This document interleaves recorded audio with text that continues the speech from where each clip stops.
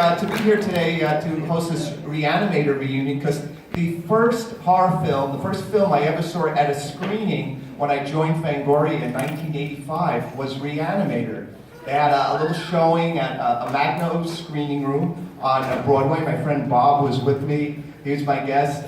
David Gale was there and Brian Usner. It was a very small audience and it blew us away. We had never seen anything like it. It was one of the best horror films of all time. And it's only grown in prestige in recent years. So let's give it up for the genius that is Re-Animator.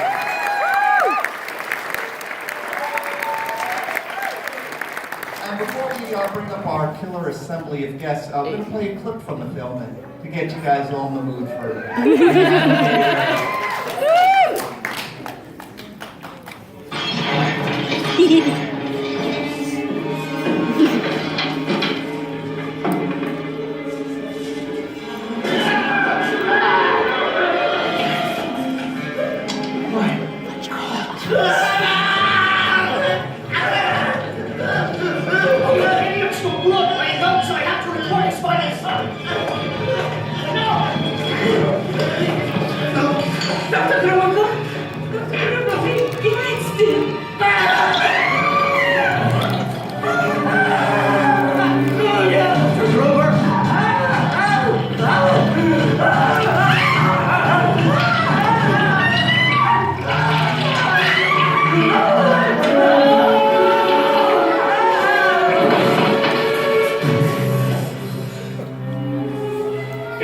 Of course he's dead. The dosage was too large. You killed him. No, I did not. I gave him life.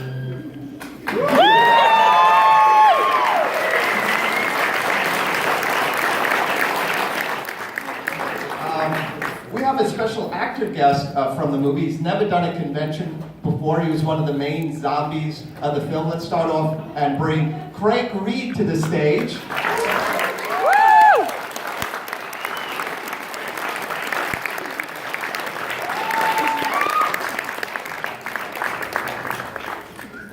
The genius who created so many of the memorable makeup effects and gore gags in the film is here. Let's give it up for John Nolan.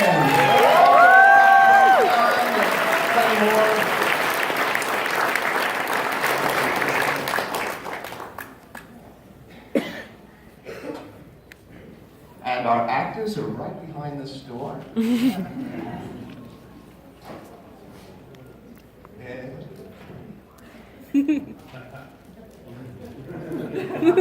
The composer of Re-Animators here did music for countless Full Moon Empire films, tons of other horror films. Let's give it up for Richard Band.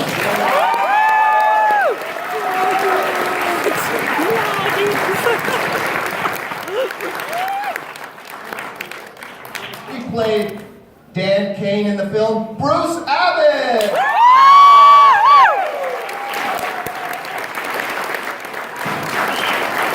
And of course, it was Megan Halsey, Barbara Brampton.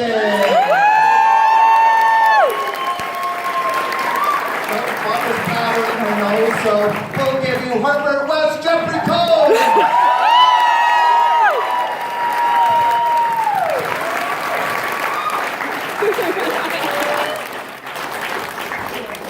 It says color not correct. Don't worry.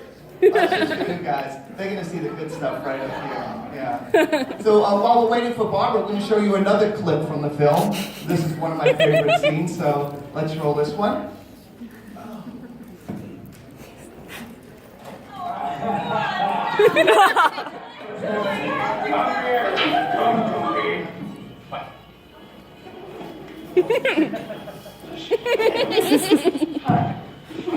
Can you help me? You're about to pump? Yes. Didn't we meet this morning? You're, West. Herbert West. West. Excuse me, just... Come in. Thank you.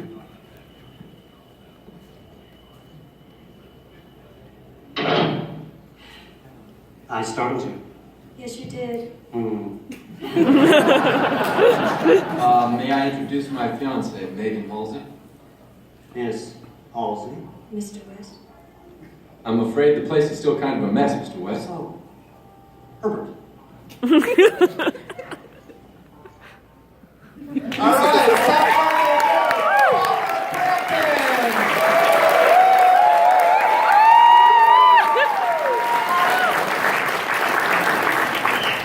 Is this a great bunch or what? Yeah. So guys, hard to believe it's been what, 31 years now? Who's got? So what is it about Re-Animator that stood the test of time? We'll start with Craig, our featured zombie from the film. Everything. Yeah, just it's live. Just everything. The creativity, just the whole aesthetics, and the way everything ran, it was just marvelous. And the creativity of John and the whole cast, Marco is just great with me. And it was my first horror film, so it's great. John? Well, you know, I think that I would have to kind of turn to something Stuart said in one of the panels. And this was his first film. And he says, I thought every movie was this experience. Everybody just coming together and having, you know, my uncle's got a barn, great time, making something, everybody on the same page, everything moving forward, and that's what this film was. And then he goes, then I made another film.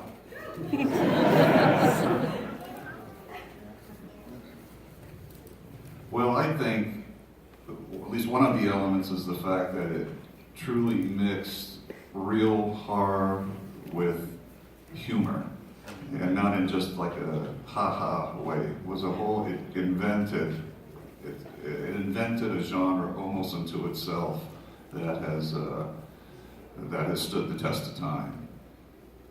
I think that's what one of the things at least. I'll say something a little bit more too. I think that any great sort of anything that stands this long is a really happy accident in a way. It's impossible to conjure up all the elements that are going to make a film work beforehand. It just Stuart was visionary enough to pick people who were going to sell out for sure and knew exactly what their job was and what they were supposed to do. And we had 2 weeks of rehearsal. And you know, crazy as it sounds, you know, big budget films don't have 2 weeks of rehearsal. So it was a really cool thing from people with a theatrical background. So we were able to find a kind of musicality to it that most films, I think, don't. So that's mine. You're right. It's that's really a key element. Stuart coming from the theater, he said, "I want to rehearse," and that meant that when we got on set, we weren't figuring it out. Yeah. We were kind of, oh, we're playing that song now. We got that one. Okay, good, got it. So there wasn't a lot of time wasted with, gee, what are we going to do with this scene? But going back to your initial question here, Tony, I think all the great movies, novels, everything boils down to plot and character. Character is plot. Who you are determines what you do, which is the action and the plot. And I think that in the writing and the editing of Re-Animator, you really got a very clear and universal story here that's driven by characters. Herbert wouldn't do what he did if he isn't Herbert. Dr. Hill wouldn't have done what he did unless it came from who he is, and it's putting those elements together. A lot of happy accidents, and it's not just with casting. It's how Mac Hallberg as the DP, Richard's incredible soaring score that gives us a complete tone to how we approach what we're seeing. Big and small roles, everybody just playing their notes like an orchestra, and you can't plan that. It is so lucky. Our editor was a stroke of luck. He doesn't get enough praise. Just how things are cut really determines drive, momentum. Yeah, Yeah, I would echo what everybody else is saying, and maybe add a couple of things. I think also because it was his first movie, there wasn't too many people looking over his shoulder and saying, "Oh, you should do this or you should do that." And a lot of movies fail because there's too many cooks in the kitchen, and this was definitely a movie that was Stuart's vision and Dennis's vision, and Stuart is a very hands-on director, knows exactly what he wants, and he's not afraid to tell us. And as these guys were saying, we rehearsed for 2 weeks, like every day. And I've never gotten that before or since, really. Maybe you'll do a read-through or something, but I think that really helped. And also, I mean, it has to be pointed out that, and you guys know, I mean, Jeffrey was just amazing in that character. It was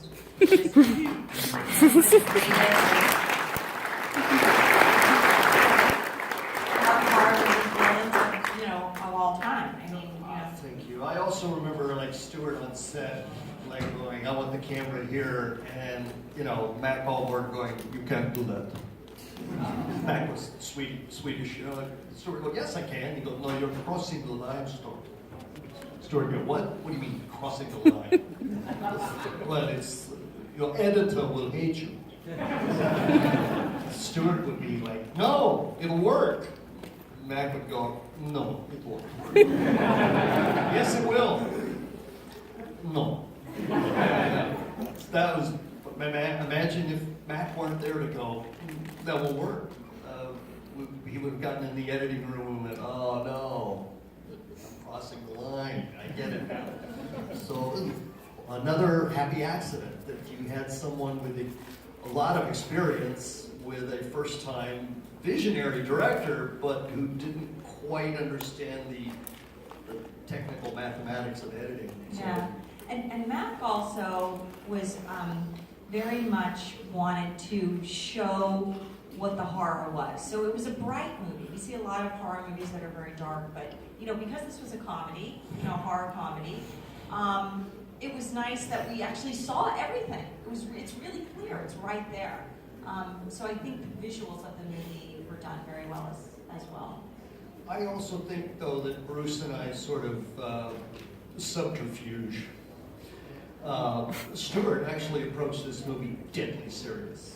This is not a comedy, right? No way. This is a serious story. Yeah, is that new information for you guys, or you were aware of that? No. Laughing, they don't know what to And say. Bruce and I turned to each other and went, there is a lot of blood in this movie. And the only way we're going to get through this is if we release the tension from all of this onslaught with a little humor. So we're constantly finding ways to just eject a little humor. Oh, God. Like it's not written in that very scene where she says, I say I frightened you, and she said, yes you did. There is no in the script. There is no written. So that's sort of me deciding there's a joke here, a little one, but there's a joke there to sort of relieve this tension, and like with the paper spike and the head, you all remember that? That's comedy 3. The 3s of comedy. And it was a happy accident. That happened to be on the set. That prop was there. It wasn't something that I asked for, but it solved a problem because the head really wouldn't sit up in the air. It would like go. We've all tried this. Yes. And then I went, well, how am I gonna? Oh, wait a minute. There's that. Well, the character would do that too, maybe. So that's where that comes from. Solve the problem. So, we tried to find humor wherever we could. And I think it helped the movie. John, you want to add something? Well, yes, Stuart treated things super, super seriously. I mean, he made us go and study autopsies, and he brought me in books that I'll never unsee. Some of the pictures that I brought for reference. But by the same token, the anatomical head I had done this remarkably accurate anatomical head, and I'd actually done some stuff for medical schools and stuff, and this was really, really beautiful, and I was so proud of it. And Stuart comes in and goes, no. And I said, he goes, it's too good. He said, no, this particular thing has to be very plain, kind of a caricature. He goes, you've done some stage, right? So I think there was a little bit of, I think there was a little more there than maybe, because this is pre-production. He goes, did you ever do UNESCO? And I said, yeah, I did the Ball Soprano in UNESCO, Theater of the Absurd. He goes, yeah, make it plain. So, I mean, he knew that stupid thing coming around the corner and the ear falling off and stuff like that, it couldn't look, it had to focus on the ear, and it just had to look dopey coming around the corner. And so I remember that we were, during Castle Freak, we were eating with Stuart, and he said, Re-Animator is not a funny movie. Do you remember that? I do. I went, what? I don't know what to make of all this, because sometimes I don't know if he's just, messing with us, or if, it did, the comedy that was injected into the movie was not in the script originally. It just, there were moments of it, John, but it feels like it sort of happened on set. You guys did a lot more of it than was initially, intentioned in the beginning. And then, it did turn into something else. But he did go with it. I mean, he went with it, He had to have seen what we were doing. Yeah, you couldn't miss it in dailies, right? You saw this stuff and you go like, God, that's really Herbert, funny. no, yes. He's dead. Twice. That's funny. This was a 3-month battle of sorts between myself and Stuart and Brian. With music. With music, Oh, yeah. because initially Stuart and Brian wanted this to be a deadly, serious, horrifying film. Yep. And I went to the first screening of it, of the first cut, not the very first cut, not the final. And it was long, wasn't it? It was so long, I actually, Stuart, he tells the story often how, he kept looking over at me and my head was kind of down like this, and he thought, maybe he's really coming up with some notes or contemplating it seriously and all this, and then he realized finally that I just nodded out. It went on for, I don't know, 2 hours and 40 minutes. Stuart's idea, first-time director, Stuart's idea of first cut was like every scene. Like, yeah, everything. But after that, and after it started getting whittled down to a reasonable length and it started getting to work, the battle began, and it took a long time for both Stuart and Brian to sort of come to the realization that if I were to handle this, that it could not possibly be handled as a totally serious horror film, that people would just they'd get up and walk out. It was so insane, it was so over the top, it was so bright that none of the horror was darkened and everything. It was all out there. It was So over the the top. music leads everybody to know the tone of the Tone. And once the audience saw, I was convinced, once the audience saw that they could sit back and actually have a good time with it, that they didn't have to necessarily be horrified, that they could laugh at the horror, then I knew that we were on to the right track. But this was something that went way far back. I remember when Matt first came on, because we had a DP for the first week, and everything was really dark, so they kind of had to make a change. But I do remember like that first day, and Matt, was looking through the viewfinder, and I just happened to be standing behind him. It was the basement scene, the cat scene. We were shooting that, and he backed away from the camera. Was looking off in the middle of space, and he goes, I think this might be pretty good. I went, really? You think this is good? Yes, I think so. So, even he had sort of this instinct of what was happening. He had the experience to be able to tell that from something mediocre or not really air under his wings, you know? So let's add something else into the mix here. Because Stewart was a theater director originally, and theater is big, right? And film is small. And I can remember my first job that I did on a soap opera was Days of Our Lives. I was super big on film because I didn't realize that the energy is the same, but the aperture through which it flows is smaller. And maybe Stewart didn't realize that also in the beginning because he was doing what he always did. On the stage, there was a lot of big stuff, and he did crazy stuff with the Organic Theater Company in Chicago. And then he did this movie, and this movie is big. It's big naturally, in tone and on the page and what Dennis wrote. The characters are writ large. Yeah, the characters are large. So I think it just happened, and we keep talking about this accident, happy accident, but all the elements were there.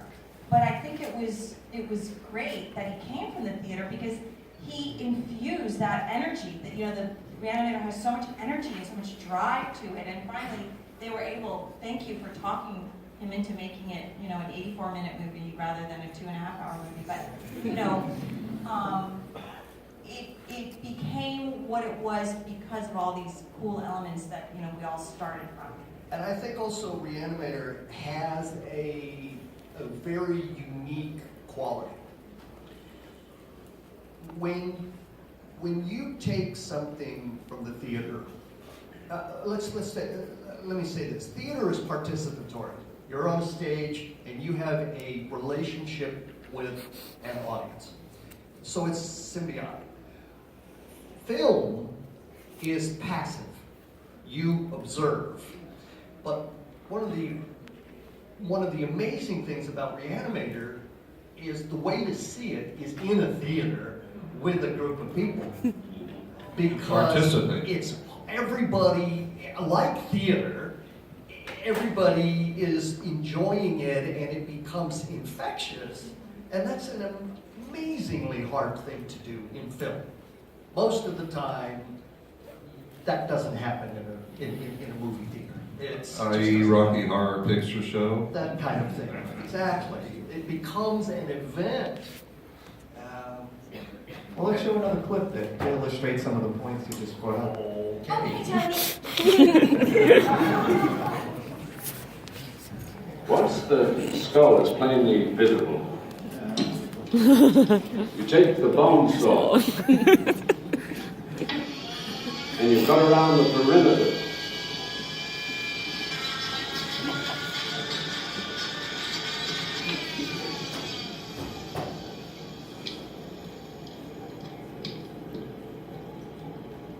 And there you have it, ladies and gentlemen, the human brain. Once the brain stem of an individual, I'm talking about the reticular activating system, heart regulation, respiratory center, once these activities cease, the brain can only survive an additional 6 to 12 minutes. 6 to 12 minutes. Until brain death brings about an irreversible conclusion. Next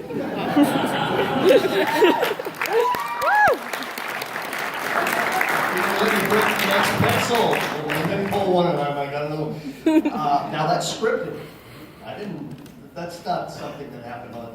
So I mean, and I do it 3 times again. Not funny. Snap, and then the third, and I'm gonna do it again. And that can't not be intentional in the writing.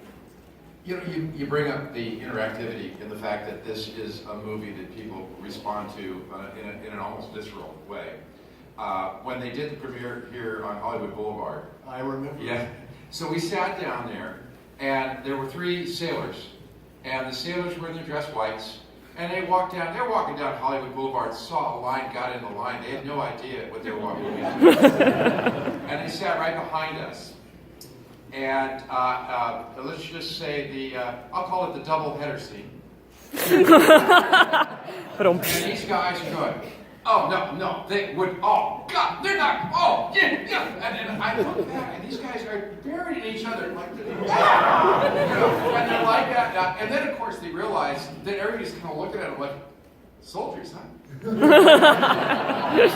there was kind of a moment, movie's going on, and they kind of like, all right, let's move on. Next. Well, was there anything while you were shooting the film, of course, there's gruesome highlight after gruesome highlight in the movie where you stopped and said, there's no way they're getting away with this stuff. This is triple X, this is too gruesome. What are we doing? I had a moment What like are they that. thinking? Maybe we should stop and be Please.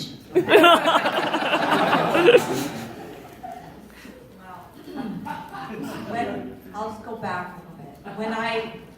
When I auditioned for this role, I was in the second round of casting because the first girl that got the part, her mother read the script and said, no, you're not doing this. And so I came in and met these guys, and I didn't realize I was in the second round. I thought it was the first round, and they were there to see if they had chemistry, or to see if I had chemistry with them. And so I went into the reading, and I kept reading with them, and they kept having me sit down and saying, okay, do you want to read another scene? I was like, okay, and then I went in with them again, I'm like, ooh, these guys are pretty good. Ooh, maybe they're going to get the part too. I didn't know they already had the part. So it all worked out, and so I got the role. And I had read the script, and anybody who knows me knows that I'm not a shy person. And so it didn't bother me. I mean, nothing about, when I read the script, I didn't think it was funny. I thought everything was funny, and I thought that scene was kind of, that's kind of interesting. Okay, I've never quite done anything like that before, although I did play the girl, I can't remember the girl's name, in Equus.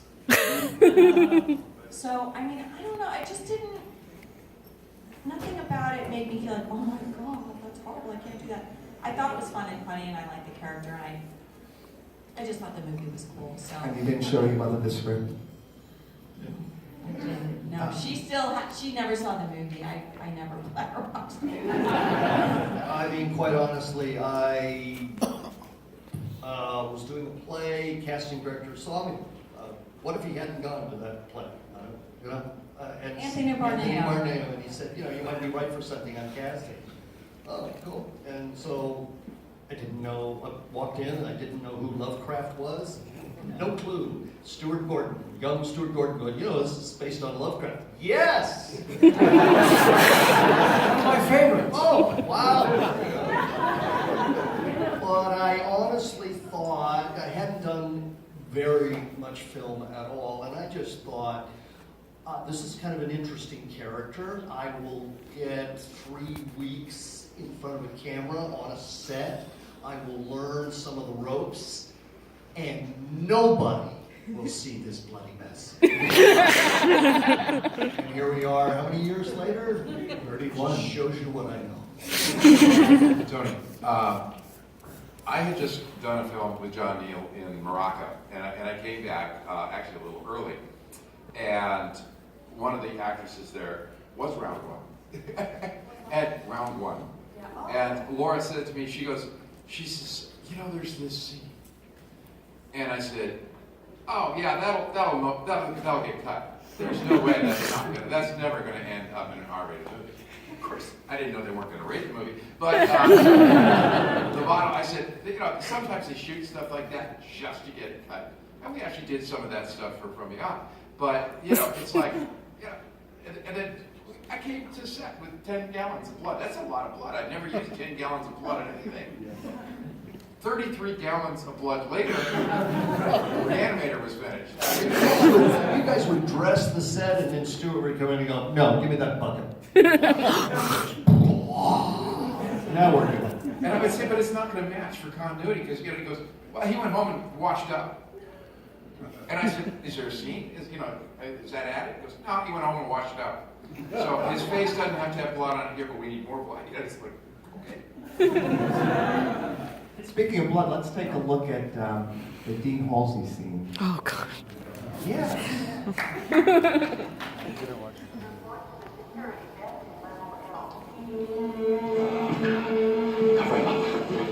Let's go. Let's go! All right.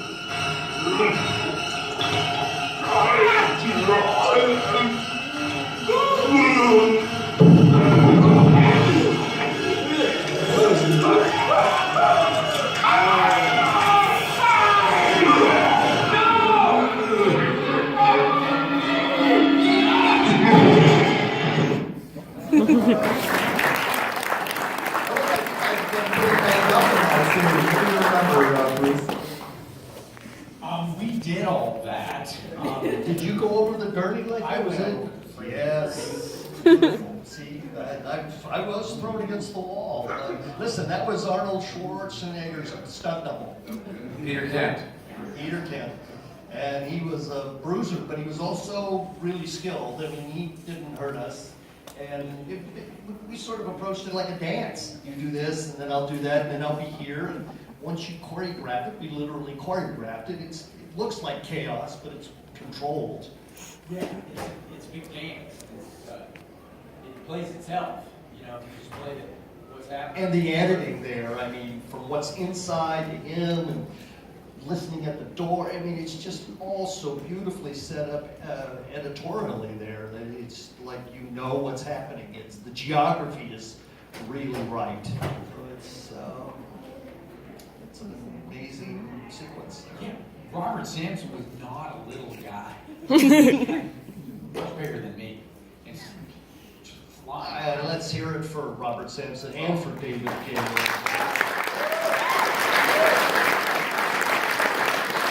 It breaks my heart that all these years David Gale was not around to be able to bask in all of this admiration for his work. You know, it's just. What is it like working with David? Well, he's a consummate